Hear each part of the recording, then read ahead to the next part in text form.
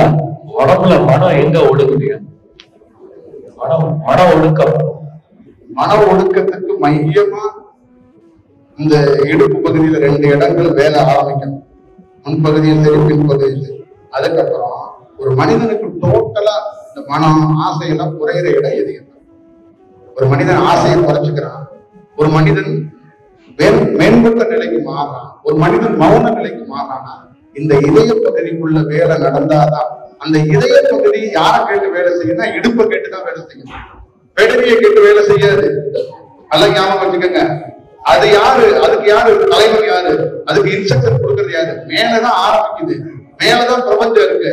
ஆனா இந்த மனது யாரை கேட்டு வேலை செய்யணும்? கீழே இடுப்பை கேட்டுதான் வேலை செய்யும். அப்ப இடுப்புல இருந்து ஒரு சக்தி, ஒரு செயலாக்கம் போகும்போது இதய பகுதிக்குள்ள மாற்றம் ஏற்படும் போது, இந்த இதய பகுதி மாற்றம் ஏற்பட்டாதான் இந்த கண்ணே திறக்கும். இல்லைன்னா திறக்கலாம் திறக்காது. இங்க மாற்றம் ஏற்படலன்னா எந்த கொம்பாதி கொம்பனாலும் இதையும் திறக்க முடியாது, இதையும் அனுபவிக்க முடியாது, இதையும் திறக்க முடியாது. இந்த 3 ஜங்ஷனையும் திறக்கவே முடியாது. இந்த 3 ஜங்ஷனுக்கும் ஹெட் ஆபீஸ் வந்து இதுதான். இந்த ஹெட் ஆபீஸ் கீழே இருக்கிற இடுப்பு பகுதி. இதனோட செயல். அப்ப இங்க போயிட்டு அடுத்து தொண்ட புள்ளியில 2ஆ பிரியிறாங்க. ஒரு ஜங்ஷன் இங்கிட்டு வரோம், ஒரு ஜங்ஷன் பின்னாடி போறோம். ஒரு செயல் என்னன்னா, இப்ப நம்ம வந்து அந்த கர்நாடகாவில் இருக்கிற மூகாம்பிகை கோவில், அந்த கோவிலுக்குள்ள நமக்கு ஒரு அனுபவத்தை உணர்த்துறாங்க.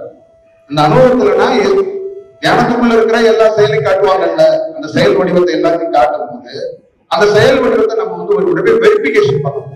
நமக்கு ஒண்ணு உணர்த்தது இல்ல, அது சரியா மனம் சமயத்துல பேசிடு. மனம் சொல்றதை கேட்டுட்டு வேலை செஞ்சிடக்கூடாது. அதுக்கு வந்து ஒரு வெரிபிகேஷன் நடக்கும்ல, அந்த வெரிபிகேஷனை நம்ம பண்ணணுங்கிறதுக்கு நம்ம உள்ள ஓடிக்கிட்டே இருக்கோம். அந்த வேலை நடந்துகிட்டு இருக்கும்போது வெளியில வரும்போது ஒரு குருக்கள் வந்து, ஏன் நீங்க வாங்க, நீங்க அப்பாவை திருப்பி பார்த்தீங்களா, வாங்க அப்படின்னு கூட்டிட்டு வந்து நமக்கு என்ன ஆன்மா உணர்ந்துச்சோ அதை என்ன பண்றாருன்னா கூட்டிட்டு உள்ள போய் அந்த ஆதிசங்கரர் இங்க பாருங்க, இங்க ஒரு சுயம்புவா ஒரு சிவலிங்கம் வச்சிருக்கிறாரு, இதை நீங்க பாருங்க அப்படின்னு அவர் வந்து ஒரு குண்டான கவுந்திருக்கிறத எடுத்து காட்டுறாரு. எங்க மூகாம்பிகை கோயில்ல. அந்த கோவிலுக்குள்ள அங்க ஒரு லிங்கம் இருக்குங்கிறதெல்லாம் தாண்டி நம்ம என்ன அனுபவத்துக்குள்ள ஆன்மா சொன்னுச்சோ அதை வந்து வெரிபிகேஷன் எங்க நடக்குது? யாருன்னே தெரியாத ஒருத்தருக்கு வந்து இந்த வெரிபிகேஷன் நடக்குது. அப்ப நம்ம என்ன உணர்த்தப்பட்டுச்சோ, என்ன தியானத்துக்குள்ள இருந்து ஒரு வடிவம் வந்துச்சோ அந்த தத்துவம் இங்க வச்சிருக்கோம் பாருங்க, இந்த செயலை பாருங்கன்னு சொல்லும் போது நீ வெரிபிகேஷன் பண்ண வேண்டாம், நானே வெரிபிகேஷன் உனக்கு கொடுத்துறேன். புரியுதுங்களா? அப்ப ஒரு இடத்தோட செயல் என்னன்னா, நீங்க ஒரு ஸ்டேஜ்ல வளர்ந்ததுக்கு அப்புறம் வேற ஒரு வடிவத்துல மாற்றம் ஆவீங்க. இதே மாதிரி நேற்று அங்க மாங்காடுக்கு போகும்போது அங்க இந்த இடத்தோட தத்துவம் என்னன்னு காட்டுறாங்க. இந்த இடம் என்ன, இந்த இடம் என்ன தன்மையில் இருக்கு அப்படின்னு. இப்ப எனக்கு ஒண்ணு தோணும்ல, இதோட வெரிபிகேஷன் என்ன அப்படின்னு. ஏன்னா எப்பயுமே நல்ல தவம் பண்றவங்க தெரிஞ்சுக்கணும், நமக்கு ஆன்மா பேசுதுன்னா பிடிச்சது கூட அதை வெரிபிகேஷன் பண்ணணும். இப்ப ஒரு குருவை சந்திக்கிறீங்கன்னா இதை கலந்து அந்த குருவோட செயல் எல்லாத்தையுமே விஞ்ஞானமா பார்க்கணும். மூட நம்பிக்கையா போய் இப்படி பத்தி இதெல்லாம் செய்யக்கூடாது. இப்ப நமக்கு அந்த தத்துவத்தை உணர்த்துருச்சு, இப்ப அந்த செயலை உணர்த்துருச்சு, இந்த இடத்தோட செயல் என்னன்னு காட்டிருச்சு. அப்ப நம்ம இருக்கும்போது நம்மளோட கூட வந்தவங்க நம்ம அந்த கருவறைக்கு அழைச்சிட்டு போறாங்க. எல்லா வேலையும் முடிச்சுட்டு இப்படி கிளம்பும் போது அங்கிருந்து உள்ள இருக்கிற அந்த பொருளுக்கு ஒரு 2 செகண்ட் நின்று என்ன அவர் நேரா உள்ள போய் இந்த இடத்தோட தத்துவத்தை கொஞ்சம் சொல்லிடுமா, சொல்லுங்க. அவர் சொல்றாரு, இது ஒரு ஆமை, இங்க ஒரு ஆமை இருக்கு. அடுத்தது வந்து அந்த செயல் தீச்சக்கரத்தை பத்தி எல்லாத்தையும் பத்தி சொல்லிட்டு, இங்கதான் இந்த பார்வதி தேவியும் சிவனும் ஒரே நேரத்துல இணைந்த இடம். எப்படி சொல்றாரு? ஒரே நேரத்துல 2 பேரும் ஒரே டைம்ல ஒன்னா சேர்ந்த இடம் இந்த இடம் தான். இந்த தத்துவத்தை தான் இங்க நாங்க வச்சிருக்கோம். இதுதான் அவர் சந்திக்கிறதுக்கு 7வது நிமிஷத்துக்கு முன்னாடி நமக்கு காட்டுச்சு. அதை வெரிபிகேஷனா அவருக்கு தெரியாது, எனக்கு காட்டுறது. அவர் என்ன பண்றாரு? வெரிபிகேஷனா என்ன பர்டிகுலரா கூப்பிட்டு இந்த மாலை மரியாதை சம்பிரதாயம் எல்லாம் முடிஞ்சிருச்சு, நான் கிளம்புறவனை நிக்க வச்சு இத வந்து வாலிண்டரா சொல்றாரு. அவ்வளவு கிரௌண்ட் இருக்கு. அந்த கிரௌண்ட்ல நிறுத்திட்டு எனக்கு வந்து இத கதையை சொல்றாரு.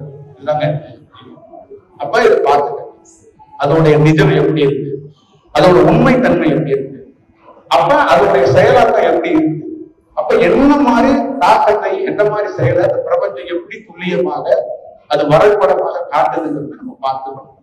அப்ப இந்த தியானத்துக்குள்ள என்னன்னா, நீங்க ப்ராப்பரா இருக்க பட்சத்துல அது உங்களை அழகா வளர்க்க வேண்டிய வேலையை அது செய்யும். ஏன்னா நான் மீண்டும் சொல்றேன், ஒரு குரு ஒருத்தரை வளர்க்கறதுக்கு போராடணும் அப்படிங்கறதெல்லாம் கடந்து ஒருத்தன் உண்மையிலேயே நல்ல தவம் பண்ணான்னா இந்த பிரபஞ்சமே அவனுக்கு குரு. புரியுதுங்களா? அந்த பிரபஞ்சத்துல லட்சக்கணக்கான கோடிக்கணக்கான குரு தகுதியில உள்ள ஆன்மாக்கள் அத்தனை பேரும் ஷிப்ட் வயசா வருவாங்க உங்களை தேடி. புரியுதுங்களா? ஷிப்ட் கணக்கா வருவாங்க. காலையில ஒரு தியானம், மத்தியானம் ஒரு தியானம், ஒரே ஒருத்தனே வந்துகிட்டு இருக்க மாட்டான். வெவ்வேறு வடிவத்துக்குள்ளவெல்லாம் வருவான். அதெல்லாம் நீங்க உணர முடியும். இதெல்லாம் எதற்குன்னா ஒரு இமேஜினேஷன் கிடையாது. இந்த இடத்தை கடக்கிறதுக்கு இதெல்லாம் நீ அனுபவிக்கணும். சிவனை உருவமா காட்டுவான், பெருமாளை உருவமா காட்டுவான், கிருஷ்ணரை உருவமா காட்டுவான், ராமரை உருவமா காட்டுவான், அல்லாஹ் உருவமா காட்டுவான், இயேசு ஒரு ஸ்டேஜில உருவமே இல்லாமையும் ஒண்ணு காட்டுவான். அப்புறம் இன்னொரு ஸ்டேஜில எதுவுமே இல்லாம காட்டுவான். இதெல்லாம் அந்தந்த ஸ்டேஜா மாறி. இப்ப இதெல்லாம் ஒரு அனுபவம் பெற்றவர் இப்படி எல்லாம் கிளாஸ் எல்லாம் இப்படி எல்லாம் கண்டக்ட் பண்ண முடியாது. நீங்க ராமகிருஷ்ணர் அத கம்மியான ஸ்டூடெண்ட் வச்சு அவங்க எல்லாம் சன்னியாச பரம்பரை. அந்த காலகட்டம் என்னன்னு அவருக்கு தெரியும். அப்புறம் அந்த காலகட்டத்துக்குள்ள அவர் என்ன வேலைக்கு வந்திருக்காருங்கிறது தெரியும். புரியுதுங்களா? ராமகிருஷ்ணர் வரவில்லை என்றால் விவேகானந்தரை உருவாக்க முடியும். அப்ப விவேகானந்தரை உருவாக்குறதுக்காக பிரபஞ்ச ராமகிருஷ்ணரை உருவாக்கி வச்சிருச்சு. புரியுதுங்களா? அப்ப அந்த செயலை அவர் என்ன தத்துவத்துல என்ன வடிவத்துக்குள்ள ஒரு கரெக்டான ஒரு செயல் பண்ணார். அவரு பல கிராமங்களுக்கு போனார். ஆனா எல்லா கிராமத்திலும் எல்லாரும் ஞானம் அடைஞ்சாங்கன்னா அடையல. அவங்கவுங்க ஒரு ஆசீர்வாதத்தை வாங்கிக்கிட்டாங்க. இவருக்கு தெரியும் இந்த ஞான மார்க்கத்துக்குள்ள யாரெல்லாம் வருவாங்க, யாரெல்லாம் எப்படி போவாங்க அப்படிங்கிறது. ஆனா இந்த அடிப்படையா மீண்டும் சொல்றேன், நீங்க ஒரு தனி மனிதரை பார்க்கறத விட்டுருங்க. இந்த அனுபவம் என்பது ஒரு இயக்கம் இல்ல. ஒரு தனி மனிதன் ஏதோ ஒரு இயக்கத்தை வச்சு, ஒரு சிவலிங்கத்தை வச்சுக்கிட்டு, ஒரு பொருளை வச்சுக்கிட்டு ஒரு செயல் செய்ய முடியாதுங்க. இது பிரபஞ்சத்துல மட்டும்தான் கிடைக்கும். இப்ப நீங்க நம்ம கொடுக்கறதும் நீங்க பண்ற தியானமும் ஒரு நடுநிலைவாதின்னு சொல்லிட்டேன். நீங்களும் வாலியை போட்டு கிணத்துல தண்ணி இறக்கலாம், உங்க மனைவியை இறக்கலாம், பக்கத்து வீட்டுக்காரங்களும் இறக்கலாம். ஆனா உங்க இடமா உங்க கேணியா இருந்தா நீங்க மட்டும் தான் யூஸ் பண்ணுவீங்க. ஆனா இந்த கேணி உலகத்துக்கே பொதுவான கேணி, யாரு வேணாலும் தண்ணி இறச்சிக்கலாம். புரியுதுங்களா? அப்ப நம்ம இந்த அனுபவத்துல இருந்து என்ன சொல்றோம்னா, இது பொதுப்படையான ஒரு செயல், இது பொதுப்படையான ஒரு செயலாக்கங்கிறத புரிஞ்சுக்கங்க. வேற என்ன கேள்விகள் இருந்தாலும் தவ சம்பந்தமான கேட்டுருங்க. ஏதாவது உங்களுக்கு டவுட் இருந்தா கண்டிப்பா கேட்டுருங்க. அவர் திருப்பி நீங்க நல்லா ஞாபகம் வச்சுக்கோங்க, ஒரு பயிற்சி அப்படிங்கறது எல்லாம் தாண்டி, மந்திரம் எல்லாம் தாண்டி நீங்க ஒரு ஆத்மார்த்தமா பயணிக்கும் போது இது தனிப்பட்ட ஒரு மனிதனுடைய பயிற்சி அல்ல, தனிப்பட்ட ஒரு இயக்கத்தோட பயிற்சி அல்ல, இது ஒரு பிரபஞ்சத்துடைய செயல். ராமகிருஷ்ணர் ஒரு தனியான ஒரு ஆளுன்னு விவேகானந்தர் பார்த்தது கிடையாது. ராமகிருஷ்ணரே ஒரு பிரபஞ்சம், அப்படிதான் பார்த்தாரு விவேகானந்தர். அப்படிதான் பார்க்கணும். ஏன் குரு இவர் இப்படி ஒரு விஷயம் அப்படிலாம் பார்க்க கூடாது. புரியுதுங்களா?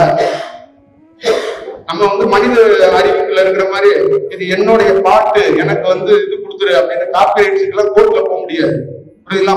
மடார் பின்னாடி முன்னாடி வைப்பாங்க. ஏன்னா இதெல்லாம் லட்சம் வருஷத்துக்கு முன்னாடி இந்த தியானத்தெல்லாம் பெரிய பெரிய பொப்பாதி பொம்மெல்லாம் உருவாக்கி கொடுத்து போயிட்டாங்க மக்கள் கையில. மக்கள் இன்னைக்கு நீங்க மறைக்கப்பட்டு இருக்கீங்க. புரியுதுங்களா? அவ்வளவுதான் இது விஷயம். இந்த தியானம் உங்களுக்கு தெரியாத ஒண்ணெல்லாம் கிடையாது, மறைக்கப்பட்டிருக்கு. மறைக்கப்பட்டிருக்கிறத வெளியில கொண்டு வர்றதுக்கு ஒரு முயற்சி நடக்குது. அவ்வளவுதான் இது. நீங்க ஆல்ரெடி ஆப்ரேட்டர் யாருன்னா ஆன்மா. ஸ்கிரீன் எதுன்னா இந்த அனுபவம். ஆப்ரேட்டர் நீங்க தான், ஸ்கிரீன் நீங்க தான். இன்னொரு பியூட்டி என்னன்னா ஆடியன்ஸ் நீங்க கரெக்ட் பண்ணிக்கிட்டீங்கன்னா படத்தையும் புரியும், திரையையும் புரியும், ஆப்ரேட்டரையும் புரியும். கரெக்ட் பண்ணல வெளியில 2 பேர் இருக்காங்க உங்களுக்கு ரெடியா. அந்த 4 பேரும் அந்த ஒரே ஒருத்தன் ஆணோ பெண்ணோ உங்களுக்கு புதைக்கிறதுக்கோ கொளுத்துறதுக்கோ தயாரா இருக்கிறான். 4 பேர் தூக்க வருவான், ஒருவன் புதைக்க வருவான், இல்ல கொளுத்த வருவான்.